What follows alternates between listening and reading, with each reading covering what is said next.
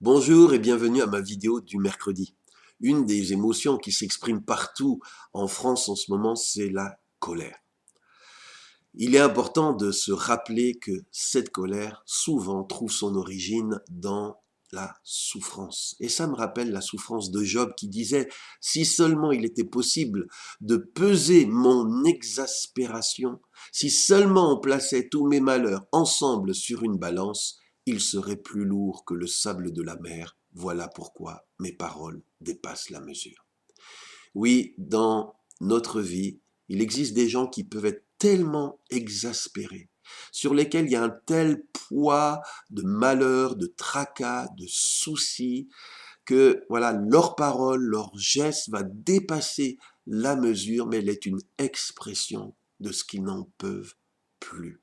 Quand les gens, besoin des gens, sont satisfaits, les gens ne manifestent pas.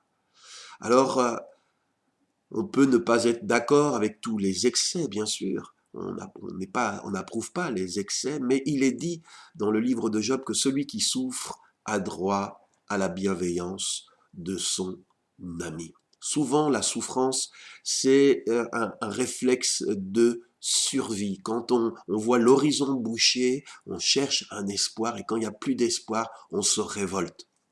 Je ne sais pas si vous avez remarqué, mais chaque fois qu'il y a des nouvelles élections dans notre pays, il y a un espoir de changement, d'amélioration. Et souvent, quelques temps après, c'est le désenchantement. Souvent, les espoirs que l'on place dans les êtres humains sont souvent déçus. Malgré son intelligence, malgré sa bonne volonté, l'homme moderne est incapable d'endiguer toutes les problématiques que connaît notre humanité. Et donc, il est temps de nous poser cette question, mais d'où me viendra le secours? Job dit dans son livre, enseignez-moi et je me tairai si vous pouvez me dire une parole à propos.